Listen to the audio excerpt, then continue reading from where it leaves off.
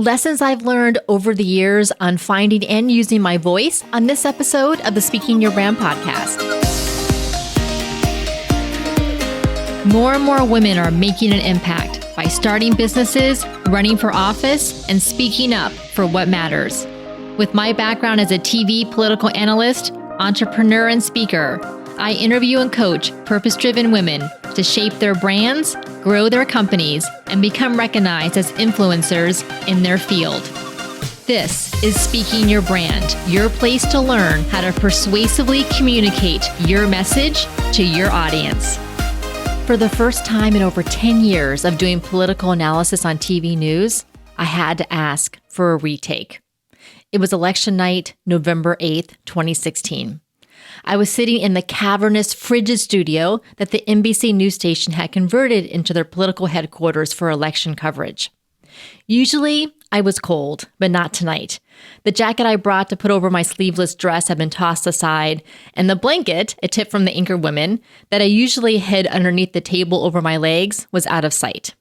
I had arrived at the news studio at 4 p.m. that day, well before the polls closed, and well before we knew any of the vote counts. As I look back at the news footage, I can see my face change as the hours progressed. From hope at 6 p.m. as I inwardly rejoiced at the first woman president about to be elected and the glass ceiling she was literally and figuratively about to break, to guarded optimism at 8 p.m. when the polls finally closed in Florida and the initial vote reports started coming in, to a queasy disbelief at 11 p.m. as Florida was called for Donald Trump and the Electoral College math suddenly changed direction. All the while, inappropriate and sexist remarks were filling the comments section of the Facebook Live feed that the news studio was streaming to, as myself, the Democratic analyst, and my Republican counterpart, a man, commented on the election. Now, it was 11:45 p.m. We had just finished our live portion of the 11:30 news, and we were taping a segment that would air the next morning as a recap. I knew what I needed to say to answer the question the reporter had asked me. After all, I had done this hundreds of times. But my brain wasn't processing, and my mouth wasn't coming up with the right words. I was speechless for what seemed like a full minute, but was probably about 10 seconds, still an eternity when you're on TV. I recovered quickly and went on to finish the tape segment.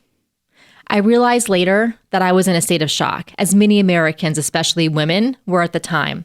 Shock that the blatant sexism and misogyny and racism that had been on display throughout the 2016 campaign had been rewarded. I had momentarily lost my voice. Although this particular story I just shared is about politics and TV, it's much bigger than that. It's about what happens when women's voices are absent and silenced for generations, and then once women become more numerous and more prominent in the public sphere, their voices get diminished, ridiculed, harassed, sequestered, and silenced once again. This is why I'm so passionate about the work I do at Speaking Your Brand to help women find and use their voice. If you're new to the podcast, welcome. I'm Carol Cox, your host and founder of Speaking Your Brand. If you're a returning listener, thank you so much for joining me once again. In this episode, I'm going to share 3 ways public speaking has helped me to find and use my voice and the lessons I've learned along the way that may help you too. I take a broad view of public speaking. Certainly, it's on stages, in front of live audiences. It's also on TV, in the media, virtual presentations, which we've all gotten much more used to doing over the past 2 years, and also podcasting, live streaming, and video. Public speaking in all of these ways helps you to get your message out, to share your ideas, to have a bigger impact. It's also an incredible way for more people to know about your business and the work you do, to attract clients and to attract speaking engagements and media opportunities. And we need more women out there, visible, with voices, sharing their opinions, sharing their ideas, sharing their expertise on stages, on TV, in the media, virtually, and all the way around. Let's take a look now at the 3 ways public speaking has helped me to find and use my voice and the lessons I've learned that may help you too. The first way has definitely been going on TV, Being on TV is certainly authority and credibility building. It also builds the muscle of showing up and speaking up, especially about challenging topics, which if you talk about politics, it's always going to be challenging. And here's the thing. I had to show up to go on TV even though I was scared and even though I felt way out of my league. I was the chairperson and the media spokesperson for my local Democratic Party. And once the media learned that, because we put out a PR campaign, when I was elected, they started calling me to come on TV to talk politics. And at first I was excited when I got the invitations, as most of us would be. And then as the days started to count down and I knew I had to go on and show up, I started getting really nervous. Of course, I prepared and had my notes, but I showed up at the TV studio, had never been in a TV studio before, sitting down with fellow journalists who had lots of experience, sitting across from current congressmen. It was definitely intimidating. My heart felt like it was going to literally jump out of my chest, but I held my own. And the more I did it, definitely the better that I got and the less nervous that I became. The lessons that I learned from going on TV was learning how to think quickly, how to share opinions, and to talk to a general audience. The thing about being on TV, unlike, say, podcasting or even public speaking where you have a niche audience, is that on TV, you're talking to a very general audience. So you have to be very quick about what you're talking about, have sound bites, and lay it out for them in a way that's easily understandable. You also, well, at least with politics, have to be willing to share opinions about what is going on because there is no certainty. When the reporter asks, well, how do you think this particular issue or this particular situation is going to impact the voters? Of course, I would pull information from polls that had been done, but also I had to share my own opinions. And I think back now to when I first started going on TV, 2005, 2006, and then even into the 2008 and 2012 elections, is that I saw my goal as persuading the audience to vote for Democratic candidates. And of course, that's what I would still love for the audience to do. But by the time I got to the end of that 2016 election, that 2016 campaign, which was so hard that I cannot even tell you how many times, especially after the conventions in August or late July and August, how many times after that point that I just didn't want to do it anymore. It was physically, emotionally, mentally, and spiritually draining. But I was so passionate about making sure that there was a woman's voice on TV talking about politics and because there are so many men, almost all of the panels that I would go on would be all men, and I would be the only woman there. So I knew that I had to keep doing it. But I decided that my goal was no longer to try to persuade people to change their minds about who to vote for, because that was just too taxing on me. Instead, my goal became to validate those who already understood the value of voting for Hillary Clinton over Donald Trump. So basically preaching to the choir in a sense, to validate and to make them understand that they're not alone in their ideas. They're not alone with what they were thinking and who they wanted to vote for. And then above all, as I mentioned, to be a woman's voice on TV talking about politics. And so many times I hear from clients who are very passionate about their topic and they want to persuade people. They want to convince people to do the thing that they have done. And I explained to them that you can certainly talk about what you've done and you can share the benefits that have happened for yourself and for your clients. And especially regarding your thought leadership, the benefits maybe for the society as a whole, but you can't convince people by knocking them over the head or by trying to evangelize to them. You have them take them on this journey of discovery. And so that's one of the things that we do when we work with our clients is to help them mold their message in a way that is the most receptive to their particular audience.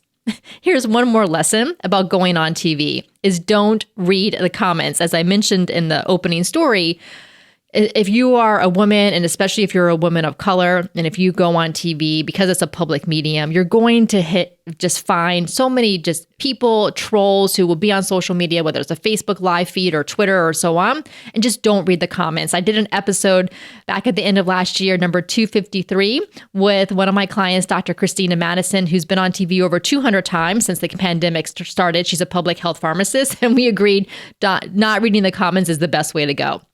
So certainly, if you have an opportunity to go on TV, pitch your local media, One of the trainings we do in the Thought Leader Academy is how to pitch your local media. It is such a credibility builder. And like I mentioned, will build the muscle of learning how to think quickly on your feet. The second way that I have found and used my voice over the years is through this podcast. Unlike TV, podcasting is an intimate medium. I feel like I have developed a relationship with you as the listener. And also the great thing about having your own podcast is you get to control it. You select the topics and you select the guests. Podcasting is an excellent way for you to explore your ideas, to explore your thought leadership, to find different ways of presenting your topics, to think about what matters to you and what matters to your listeners. And here's the lessons I have taken from podcasting. Right now, as this episode airs, this is the 5-year anniversary of the Speaking Your Brand podcast. I launched it in late February of 2017. I can't believe that it's been 5 years. The consistency of having to put an episode out every single week has certainly helped me to find and use my voice. It has taught me about imperfection. Done is better than perfect. When you're running a business, when you're doing client delivery, when you're doing marketing and sales, and you're putting out a podcast every week, it cannot be perfect. I don't have the time for it to be perfect. There are so many times that I record a solo episode and I wish that I could redo it. I think of other things that I want to say or other ways that I want to say it. And I just know it has to ship, like the phrase, just ship it. It just has to go out every single week. And that's okay because it allows an opportunity for iteration. If you get stuck in perfectionism, then you're never going to iterate because you'll never actually release to the public what it is that you're working on. The other thing about podcasting, especially because it is an intimate medium, is that it allows for vulnerability and transparency. And I've been trying to do this on the podcast, especially over the past couple of years. In episode number 92, so this was back pretty early on, I talked about a TEDx talk that I did and how I totally bombed it. If you haven't listened to that episode and you want to know that, we all sometimes have public speaking incidents that are not the ones that we would think of as successes. Well, this was certainly not. So that was episode number 92. And then in the summer, August of 2020, I did episode 184 about my father who passed away when I was in college and what I learned from that experience. So that was certainly a very vulnerable episode. And I, had that sense of, hesitation and vulnerability hangover and putting it out there. But I'm so glad that I did because of the responses that I got from listeners and from clients. So the lesson that I take from finding and using my voice through podcasting is that my thought leadership has definitely developed because of doing this podcast every single week. It has led to speeches that I've done. It has led to the book proposal that I'm working on right now. Having that consistent platform every single week and realizing that you just have to ship it every week is why we encourage our Thought Leader Academy clients to choose a container for their thought leadership message, a container that involves some type of consistent output, whether it's a podcast, a LinkedIn live show, an Instagram live show, Facebook live show. It could be a video series, something that they're doing something on a regular basis. It could be every other week, but I would say at a minimum every other week, and weekly is ideal. So that was the second way, podcasting, that I found and used my voice. The third way, of course, is public speaking, and I'm going to focus on public speaking in person. Unlike going on TV and unlike podcasting, public speaking is in front of a live audience. It's relational. There's an energy exchange between you as a speaker and the audience. There's that dynamic that you don't get here when I'm just talking into this microphone on a podcast, and even different if you're doing a guest interview on a podcast or a live show. When it's virtual, there's just a different dynamic, a different type of energy than there is when you're in person. A couple of weeks ago, I did an episode with Susan Moe, and we talked a little bit about this idea of energy exchange. In our advanced program for keynote speakers called the Catalyst Collective, our theme for the month of March that we're in right now is on energy management and self-care for speakers. I mentioned that I had bombed this TEDx talk that I gave, and it's because I got so in my head that my body shut down. I was presenting, it was a small group, it was about 50 women, and it was for a TEDx Women event. And most of them I knew. They were my friends, my colleagues, my peers. And I was so nervous because here I was, the public speaking coach, and I put so much pressure on myself that literally my body shut down. And then a few weeks ago in episode 263, I shared a clip from a keynote that I recently gave on a professional experience and the backlash that ensued, where I had initially found my purpose and I had found my voice. And then because of this backlash of being a woman with a public presence and a public voice, I lost my purpose, I lost my confidence, and I lost my voice for several years after that. And I think back to all of the speaking engagements I've done over the years, high school, college, and in my career. There definitely have been high points and low points. And I know that when I feel most grounded, when I feel most connected to my body is when I have the best experience, but I feel like also the audience then takes the most away from it, has the best experience for themselves. So my lesson on finding and using my voice related to public speaking in person is that the voice and the body are connected. Feeling comfortable in my own skin has been essential. This is why I'm so grateful that I did that improv class 2 years ago, because it really helps you to get into your body. Being a public speaker for sure has built my confidence. It has also helped me to form connections literally through the process of talking out loud. This is why in our Thought Leader Academy, we have live weekly group calls plus one-on-one coaching calls, because I have seen the impact and power of women when they literally talk their ideas out loud. You can almost see them take shape, like that little proverbial light bulb above their head, where they have aha moments because they're saying things out loud. We're acting as that sounding board, that reflection for them, and they see their ideas take shape. Here are the overall lessons for you to think about as far as finding and using your voice. Clarity and confidence come from action. Clarity and confidence rarely come just from thinking about things in your own head or even writing about it, journaling about it. Those are definitely good things to do, but find ways to talk out loud. Get those speaking engagements on the calendar so you have a date to work towards. Pitch for podcasts and do interviews, because it's through answering questions, it's through talking about your ideas, talking about your stories, that clarity and confidence is going to come. The second thing is pick a platform, whether it's a podcast, LinkedIn Live, Instagram Live show, a video series, and do it every week or minimum every other week. And here's the thing, commit to it for a year. It takes time to build an audience, number one, but it also takes time for you to iterate through ideas, for you to think about things that you want to talk about. It's relatively easy to think about 10 or 20 topics that you would do based on your area of expertise, based on the work that you do in your business. But once you get to episode 30, episode 50, certainly episode 100, episode 200, you have to really stretch and think about, what else do I want to talk about? What are deeper topics here? What else is meaningful to me? So pick a platform and commit to it for a minimum of 1 year. I would even say keep going longer. Like this podcast is 5 years old now, and I don't have an end date for it. I'm going to keep podcasting as long as this medium is around. The third thing about finding and using your voice is be willing to be imperfect. Your ideas will evolve and take shape the more you talk about them. And then the fourth thing is have a support system. I talked about that in episode 263 in the story that I shared in my keynote about how I didn't have a support system at the time. And that's why I lost my confidence and lost my voice for several years after that. And I recognize that having a strong support system, especially of fellow women speakers, women entrepreneurs, has been absolutely essential for me. And this is why I created the Thought Leader Academy, to give you that clarity and confidence, plus the action steps, the accountability, the support, and the community. Our spring enrollment is open now, and you can get all of the details and submit your application at speakingyourbrand.com/academy. Let me share with you some testimonials from a few of the women who recently graduated from our Thought Leader Academy.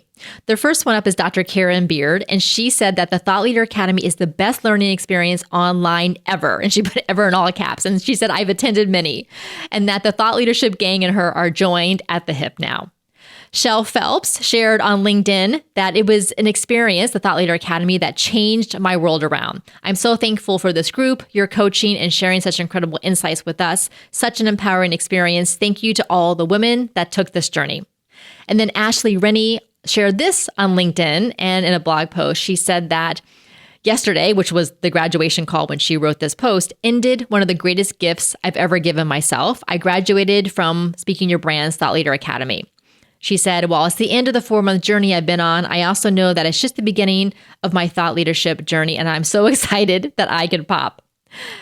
As a business owner, specifically a female business owner, I know that being merely a copywriter isn't enough for me. And by the way, Ashley is an incredible copywriter. She said, don't get me wrong, I love being a copywriter. I love being able to help my clients find their voice, right? Banging copy and help them make bank. And she continues, but I'm more than a copywriter. I'm a human being with thoughts, dreams, desires, beliefs, and ideas. And it's very important to me that my business reflects that because that's how I bring in the people that I love working with, and the same goes for you. And she concluded, the Thought Leader Academy is a slice of heaven where incredible women meet once a week and are coached into crafting and honing their thought leadership messages and their signature talks. Thank you to Karen and to Shell and to Ashley and to all of the other women who graduated from the Thought Leader Academy over the past year plus for being part of our group and for sharing your experiences on social media. Of course, that's such an incredible way for more women to find out about the work that we do. If you would like to join us in the Thought Leader Academy, you can get all of the details and you can submit your application by going to speakingyourbrand.com/academy. Again, that's speakingyourbrand.com/academy. After you fill out the application, the next step is that we schedule a 30-minute Zoom call with you to talk through your application, answer any questions you have, and make sure that the Academy is the best fit for you. In the next episode of this podcast, I'm going to talk about how the way to gender equality is through public speaking. I've talked about it a little bit here in this episode, but we're going to dive deeper into this idea next week. So until next time, thanks for listening.